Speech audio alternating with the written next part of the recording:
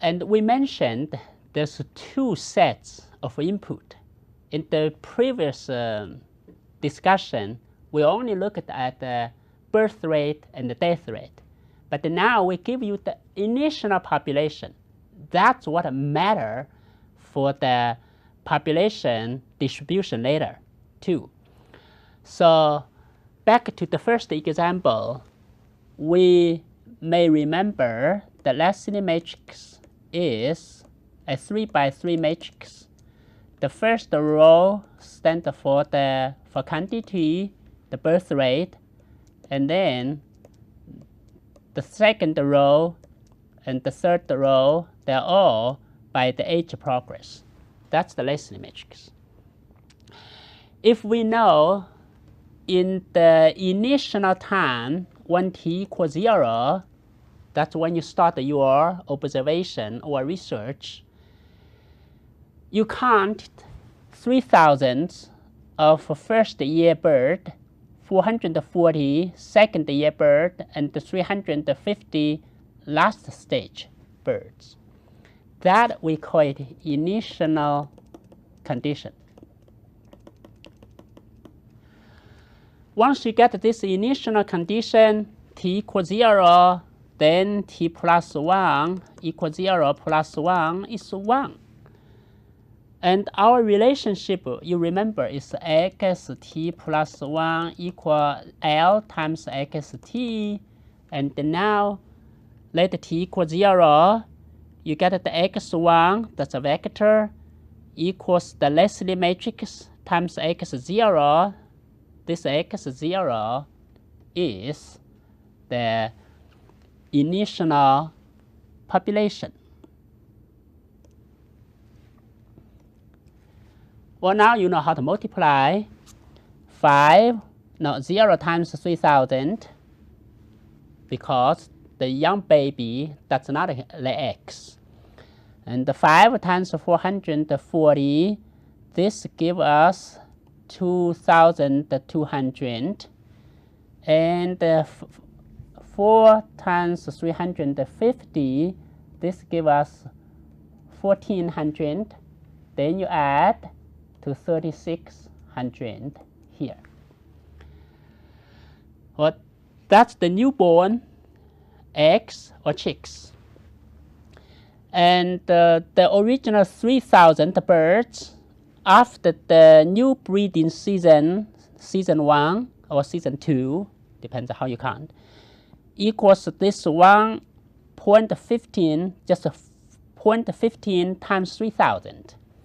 So 3,000 times 0.15, that makes 450. That's the survive from the first year to the second year. And then the second year bird, 440, half survived to the third year. That's 220. So now you get the population of the second year of your observation, or say the t equal 1 year. Well, we can continue, because now you can let the t equal 1, then your t plus 1 equal 2, do the same calculation. So we got this from here by multiply the Lesson matrix. We can continue, do the same thing. Then if you want to do x2, what you do? Then you are going to again use the Lesson matrix, 5, 4, this, times, now you change to this, x1. Well, we're not going to do by hand. We can let the MATLAB to do it, Maple to do it very quickly. Then when you get this, you get the population of the second year. This second have nothing to do with the age. Those positions related to the age. And then you can let t equal 2, and now t plus 1 equals 3. continue. You can do as many generations. Depends how many years you want to observe. Well, that's the population model over the time t. Well, we are not going to continue to do a lot, but at least let's look the relationship.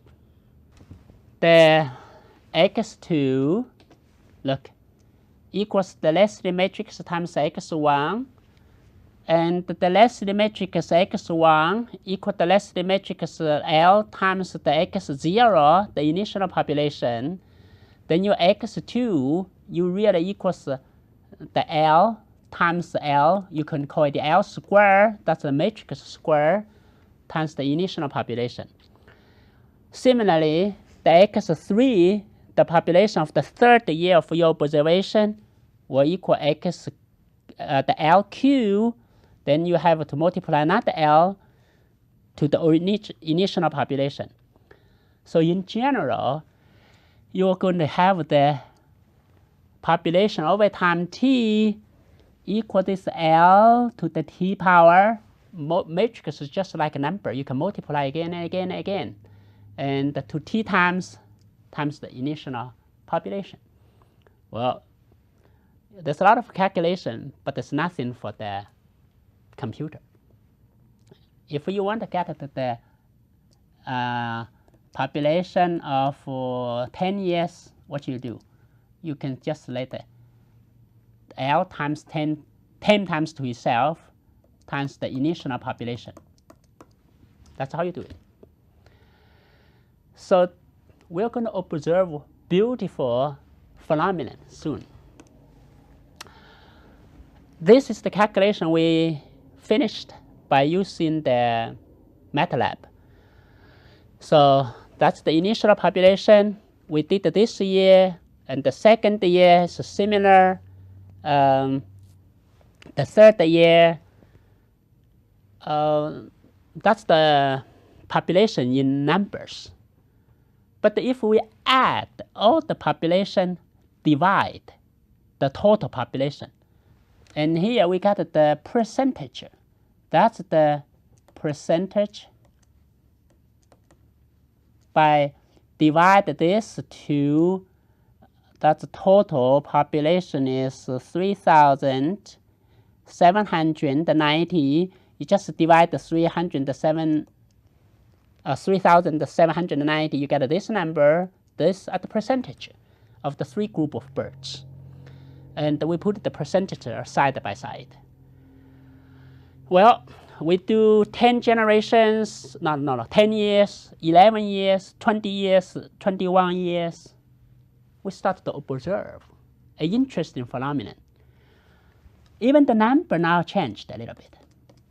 Each time you can see the number is increasing, right? The population is increasing. However, the percentage after 10 years does not change much. Can you see it? The percentage is 82% for the H1, 12% for H2, 6% for H3. Change a little bit, not much. After you calculate for 20 generation, 21 generation, you don't see any change for 2 digits. Then you can say, hey, this population stabilized. I mean, the distribution, the percentage now stabilized. The population is increasing, but the percentage does not change anymore. We know you come to a stable distribution. Always 22% of first year, 12% of second year, 6% of third year. That's the first observation. If I divide 2 successive generations, successive populations, for example, I divide the population in this year by the population of last year, and you divide this, that would be more interesting. Of course, this ratio give you the population growth rate. That's what we really care. Just like the exponential model, either you grow or you perish, or decay. In this case, we divide the first generation, that's 0, stand for the first generation.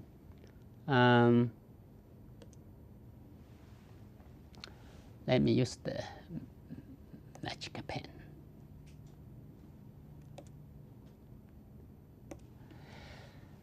So you find this constant for the first generation divided by the original generation, second generation divided by first generation, and then we looked a little bit messy. This is the 9th generation. The t equal 9, that means the x10 divided by, x10 divided by x9, you get this number. Well, the interesting thing is this number pretty much be a constant if you look at it. So first, we observe this number, lambda equals 1.0216, I remember. It's a constant. After 20 generations, it does not change. Means does not matter which group you belong to. The first age birth, the second age birth, third age birth, they all increase by the same constant. That's about 2%. That's observation 1. Observation 2, the distribution does not change. The first age is always 82%, second one 12%, the third one 6%. You see, the 50% survivor for the age 2 to the age 3 from 12% now to 6%. That does not change either. So this number is very important. Tell you the population is growing. If I assume the lambda equal 1, and this number means the population never change over years. On the other hand, if the population, let's say 0.95, you know what? If you are studying for endangered species, that gives you a signal this population will be perish, completely vanish from the earth because it is going to decrease. So in that case, this bird is good, have a stabilized population and the small constant increase. Now, look, that's another interesting phenomenon. If you multiply this distribution to the Lesson matrix, you get this number. And you remember this number is the stabilized distribution. But if you multiply this lambda 1.0216 to that distribution, you get this number. Well, what you see is this L times the vector V, which is the percentage, equals exactly the same as this lambda, this constant, times the vector V. So when you have this relationship LV equals lambda V, that means this vector, if we multiply V, it really does not change direction. It's always proportional to the original vector V. And as you know, this is the stabilized percentage anyway. And in that case, we have a name for this. And this lambda is called the eigenvalue. And this vector V is called the eigenvector.